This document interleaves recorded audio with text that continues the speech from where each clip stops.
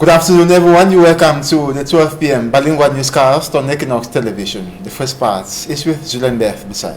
Julien, good afternoon. Bon après-midi à vous, Innocent Nazé. Mesdames et messieurs, bon après-midi à tous. Bienvenue aux 12h sur Equinox Télévision. Tout d'abord, cette mise à mort de la filière avicole. C'est ainsi que les producteurs de volailles décrivent la décision du gouvernement d'importer les poulets de l'étranger. Une production du poulet qui a baissé depuis près de 4 ans suite à la grippe aviaire de 2016. D'autres précisions dans ce reportage de Théophile Tchunke, Cédric Chouna et Donald Briskamgan. Dans ces deux compartiments de sa ferme, Abdel sortait jusqu'à 15 000 poulets de 45 jours par production.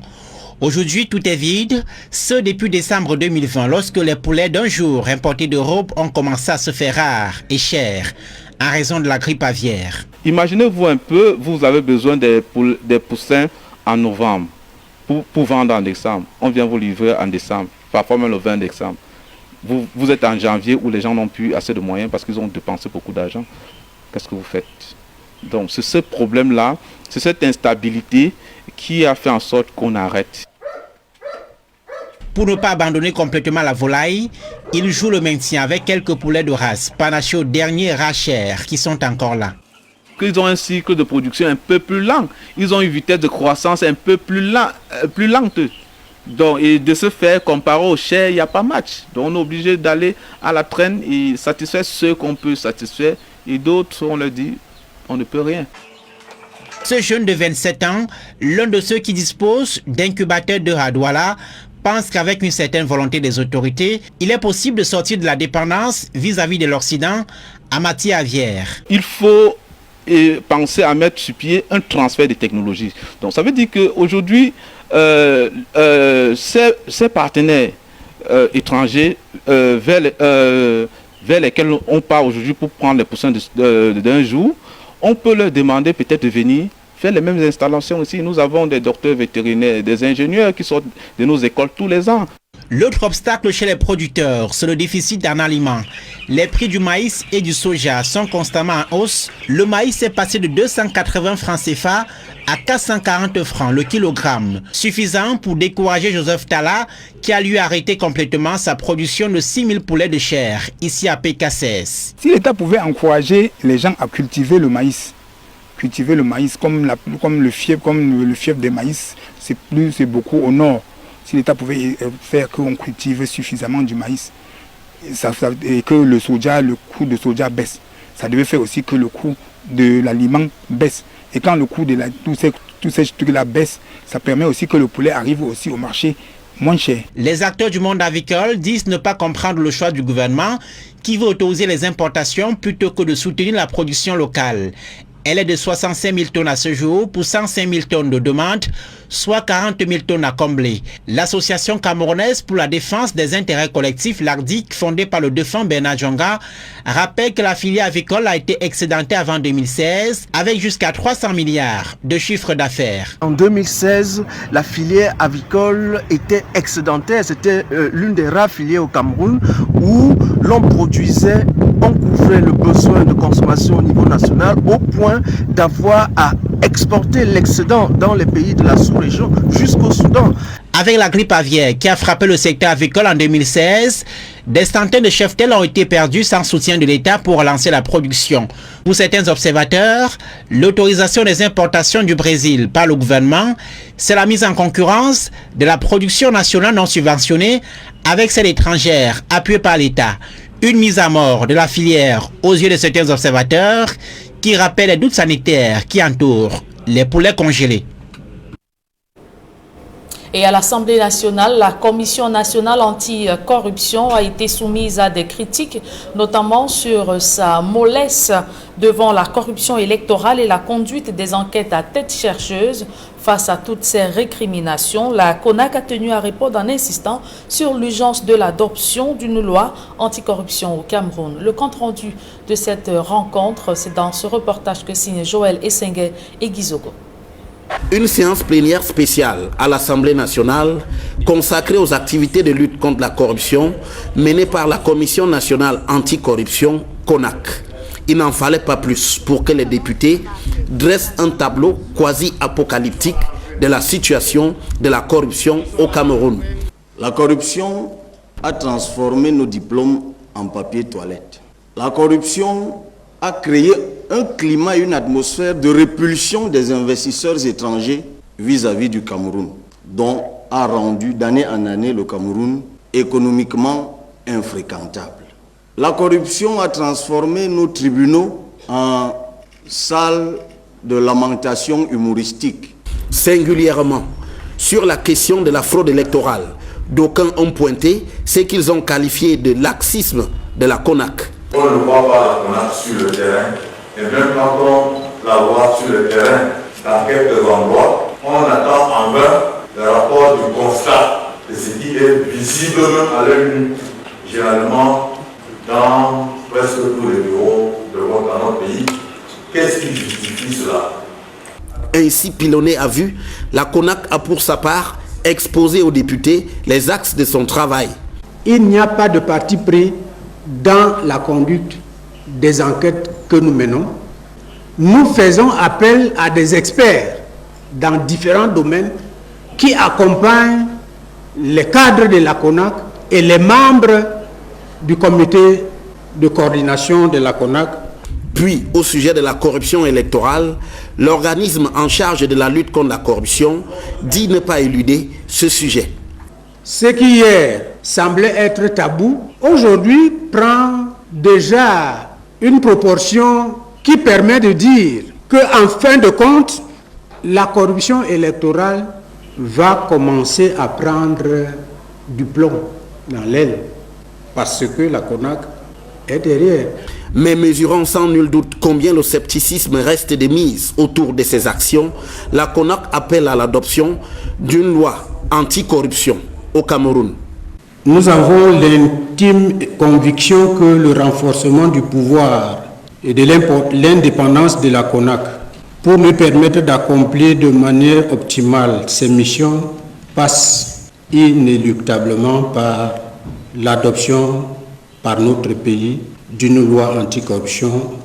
Quant aux députés, leurs recommandations portent entre autres sur l'intensification et la médiatisation de l'opération Épervier. On observera que presque rien n'a été dit sur l'application effective de l'article 66 de la Constitution relatif à la déclaration des biens. Parlons santé à présent. Covid-19, le professeur Didier Raoul dénonce la corruption observée dans le processus d'acquisition des vaccins.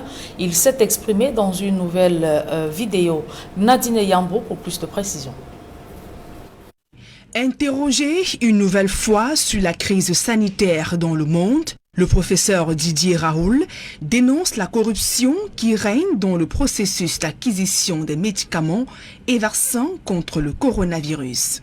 Selon l'infectiologue français, des firmes pharmaceutiques s'activent en coulisses pour garder le monopole de la recherche du traitement, de la vente et maximiser les profits. Tout ceci avec la complicité de certains États. Partout où on manie des sommes colossales d'argent, il y a un risque de corruption. Il faut être un enfant pour ne pas savoir ça. À chaque fois qu'il y a un essai qui est financé par l'industrie pharmaceutique, vous créez un biais en faveur du produit de l'industrie pharmaceutique qui le finance. Et dans la plupart des cas, vous êtes incapable de détecter où est ce biais. Face à ce flou observé, le professeur Didier Raoul interpelle les dirigeants à mettre sur pied des mécanismes de contrôle fiables et efficaces pour lutter contre la corruption dans la production et l'acquisition du vaccin contre le coronavirus. Évoquant la question du vaccin, le professeur Didier Raoul se veut prudent après la suspension d'AstraZeneca. D'après le microbiologiste, la période de mise en circulation du vaccin n'a pas respecté les délais impartis. Plusieurs pays étant engagés dans une course contre la montre à la recherche d'un protocole pour lutter contre la pandémie. Il y a des choses que l'on peut découvrir si on a des essais très courts. Le risque de mortalité sur 1000 personnes a été évalué. Il est très très faible, il n'était pas visible. Après, quand on a vacciné 100 000, 200 000 personnes, 1 million de personnes, on voit des choses que l'on on n'avait pas vu avant. Et ensuite de ça, dans les choses qu'on voit quand on observe les gens, tout ce que l'on observe n'est pas nécessairement lié au vaccin. Mais il est prudent, quand on a beaucoup de réactions, ce qui semble être plus le cas avec le vaccin AstraZeneca qu'avec les autres, de s'arrêter un moment pour réfléchir. S'agissant des mutations du virus du corona, le professeur Didier Raoul s'inquiète de l'émergence de 2 nouveaux variants. Les variants Marseille 501 et Breton sont actuellement en circulation dans certains pays européens avec des niveaux de sévérité plus ou moins virulents. Et le variant dit Breton, là, qui sévit à Lannion, qu'on voit ici, et ce qui est intéressant, c'est que c'est un variant très distant, il est très loin de tout ce que l'on connaît jusqu'à présent. Le deuxième variant d'intérêt, qui est le variant Marseille 501, ce variant, il y en a maintenant une centaine ici. Pour l'instant, il me paraît à ce stade un peu plus inquiétant que le variant breton. Voilà. En clair, pour Didier Raoul, il faudra bien s'attendre et de manière fréquente à de nouvelles souches du coronavirus au regard de la nature et la complexité du SARS-CoV-2 qui mute facilement. Pascal Monkam pour l'éternité. Les cérémonies d'adieu à l'homme d'affaires camerounais ont démarré hier dans la ville de Douala. Sa dépouille est arrivée en provenance d'Afrique du Sud où il est décédé le 27 février dernier.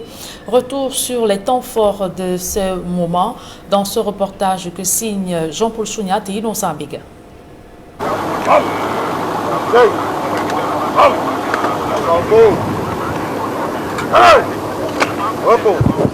11h55 sur le tarmac de la base aérienne 201 de Douala. Les dernières manœuvres d'atterrissage, dès l'aéronef ayant à son bord la dépouille de l'homme d'affaires camerounais Pascal Monkam en provenance d'Afrique du Sud, où le milliardaire est décédé le 27 février dernier. Sur la piste, une tribune de circonstance dressée pour rendre les premiers hommages funéraires à l'illustre disparu. Parmi les personnalités à cette première étape de ces obsèques officielles décrétées par le président de la République Paul Biya, la famille tout éplorée et les hautes autorités de la région du littoral, au départ du dernier voyage du capitaine d'industrie en route pour l'éternité. C'est véritablement un bâtisseur qui s'en va. Je l'ai vu soutenir les institutions dans une discrétion totale et véritablement quelqu'un qui avait de l'amour pour ce pays. Donc c'est un grand vide qu'il laisse ainsi. Dans son homélie de circonstance, le prêtre célébrant loue les qualités de l'industriel Pascal Monkam, tout en rappelant à l'assistance que chacun de nous étant pécheur devrait méditer son sort face à la mort. Saluant la mémoire du disparu, le gouverneur de la région du littoral garde de Pascal Monkam l'image d'un grand patriote qui avait son pays à cœur. Vous voyez, sa poitrine est toujours pleine de médailles, mais également le chef d'État a tenu à ce que les obsèques officielles soient organisées pour lui, pour reconnaître ce qu'il a été pour cette patrie.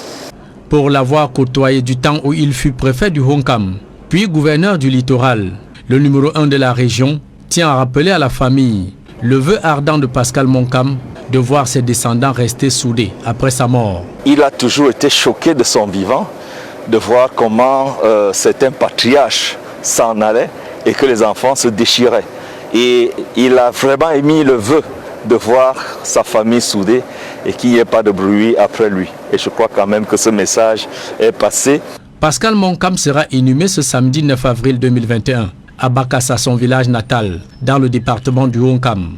Né en 1929, Pascal Monkam, durant ses 92 années d'existence sur Terre, a bâti un empire hôtelier de renommée internationale.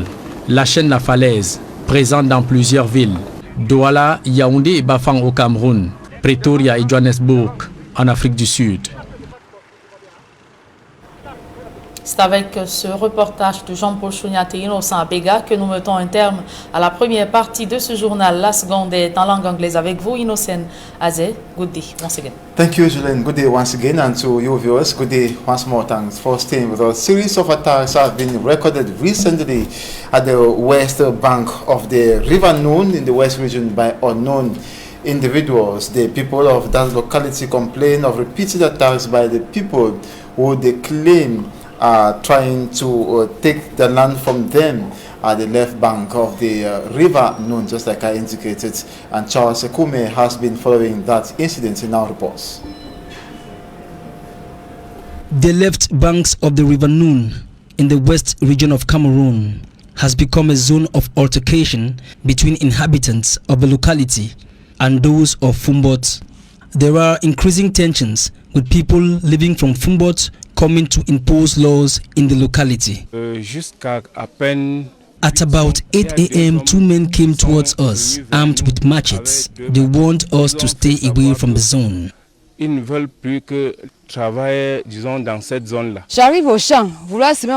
got to the farm waiting to cultivate maize. All of a sudden, two men threatened me and told me to leave my farm. They said it was their land and it belonged to their ancestors. I immediately reacted and told the men that the house next to the farm belonged to my ancestors and this piece of land belongs to me.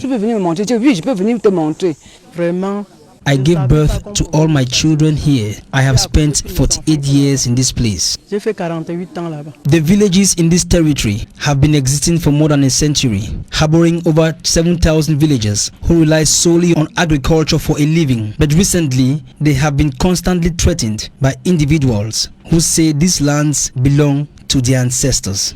We just got back from work and noticed that our houses have been destroyed and items were taken from them.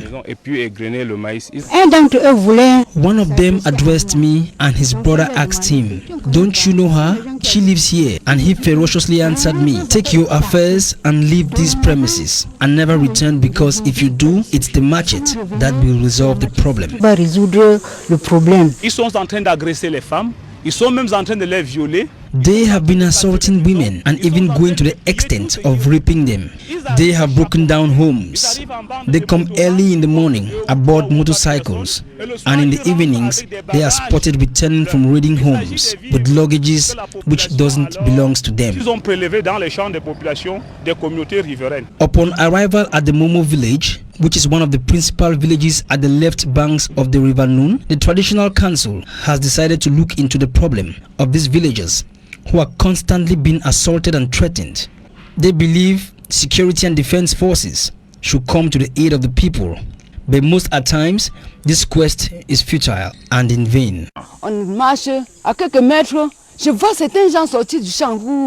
Madame Paté, on va regarder. Nous avons même eu. We were moving a few meters away when we saw some people coming out from the bushes with arms. They threatened us and said, "Madam, where are you guys going to?" We lied to protect ourselves by saying we are going to visit one of our sisters. They robbed us and took away my phone and the sum of 12,500 francs CFA.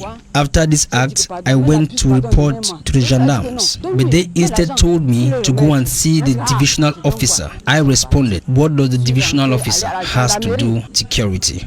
Quand que peut-être ces gens-là devaient dire que c'est quoi, madame, il me dit qu'il m'envoie à la sous-préfecture, il m'envoie voir le sous-préfet. Je dis le sous-préfet a eu voir quoi quand il te dit qu'on m'a agressé au champ.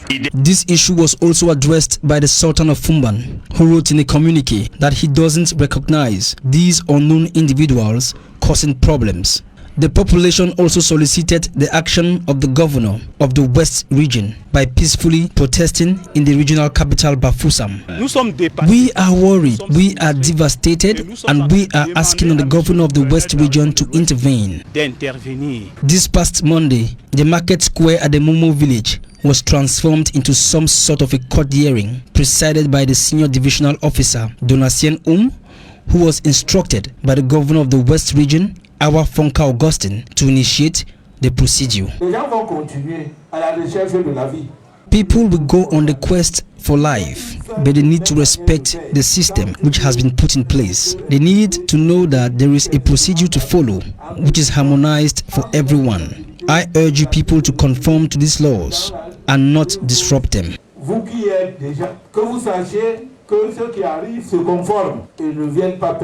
Similar acts like this didn't start today in the West region. It should be recalled that in 2011, the governor at the time, Samuel Ivaha Diboa, held a meeting to resolve conflicts. In 2013, these conflicts led to the death of many people in the region.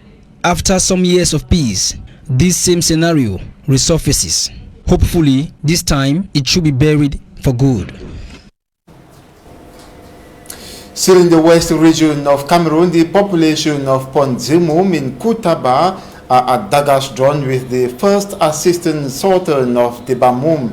They are accused for selling several portions of their land they inherited to strangers. According to the population, the lands were given to some leprosy patients by the late sultan. Immaculate Fogwe tells us more. Land disputes continue to cause havoc in several parts of Cameroon. A case in point is the Pondimoum village in Koutaba, non-division West region. The population are accusing His Royal Highness Gampayu Inusa, who is the first deputy of the Sultan of Bamoun, of seizing several portions of their land and later selling them at exorbitant prices. The villagers claim the land being sold belongs to their great-grandparents who are suffering with leprosy. When leprosy was diagnosed in Koutaba several years ago, the Sultan at the time decided to offer this piece of land in Pondimoum to leprosy patients. Our grandparents are dead and we inherited the land from them. Now, portions of the land are being sold by the first deputy of the Sultan without our consent. They are chasing us from this piece of land given to us by our grandparents. We are not even given the right to cultivate on it. Some persons have even begun constructing their houses. We are not happy with our Sultan who gave the go-ahead. An accusation denied by the first deputy of the Sultan. According to him, the disputed portion of land belongs to his late father. Is there any family that can deny that this piece of land belongs to my father? The chief of Pondimoum has gathered some youths in the village to protest against something which does not concern them. The chief has equally been renting several portions of land to villagers. When I noticed, I asked him to stop, but he continued. Both parties plan taking the case to court, while the final verdict will be passed by the presiding judge. Here in the Littoral region, over 500 families are at the verge of being evicted from a 15-hectare piece of land they have been settling on for several years. Others 36, that's in Iboko City in Yassa-Douala 3 subdivision. Brothers and children of their late landlords are threatening to reclaim the land, rubbishing the land titles they have been brandishing. According to the population, they expect the Minister of State Properties, Surveys and Land Tenure to urgently intervene. Details in this report. Birth of a new land scandal in Douala. About 500 families in Boko City, Yassa, a baby quarter created in the Douala 3 subdivision, are out of their homes to protect the over 15 hectares of land they have settled on for at least 36 years for pioneer settlers from threats of taking it back by some relatives of their deceased landlord who vowed to evict them. The flop for years. Every family you see here has a land document issued by the deceased seller, brother to his sisters and brothers, who are now threatening us to reclaim the land we have bought. Understand? So since long we will buy this land, even me self. They don't worry, so they pass me, I go out and say. Since we bought the land, they keep visiting us. They need us to eat from the transaction. Our refusal is reason why they hired demolition agents and some security elements in their numbers to demolish our houses, even at night. Today we don't talk, say, we will go meet a show place where they don't make, where they don't be house or plant something. They go now for different land, they go show Benengra way not na their own. According to the threatened locals and chief of Yassa defending the occupants, their landlords of blessed memory, Dipoko Eboko Daniel, had always put dialogue and peace first before other matters. En 2008 que j'ai déposé la demande. In 2008, when I dropped a demand for a land document, and the day we descended to the sites to demarcate the boundaries, the late landlord who sold the land told all his brothers to voice out any worry they had, but no one did. Ils sont en train d'opposer aujourd'hui que si vous avez un problème, venez parlez-en ici. What is happening today has been described by them as theft. Land and house, no na mango. Something they take and put am for inside pocket. They see something where it shine so, but they recover am. Local administrative authorities have been informed of this new wave of land disputes for justice. On May 14, 2009, a delegation from the Ministry of State Property, Surveys and Land Tenure descended to the site for findings. 12 years after, a new committee returns to the site due to inappropriate application of resolutions taken by the first. Resolutions of the second commission that came to Douala from Yaoundé and held a series of exchanges with both conflicting parties in the presence of the chief of Yassa are still awaited. And that's it for this 12 p.m. bilingual newscast on Equinox Television. Thanks so much for watching. Do have a splendid day and a nice weekend. Bon weekend. Et à dimanche. Merci, je vous souhaite un excellent week-end, Innocent Nazé. Mesdames et messieurs, merci d'avoir suivi cette édition bilingue du journal.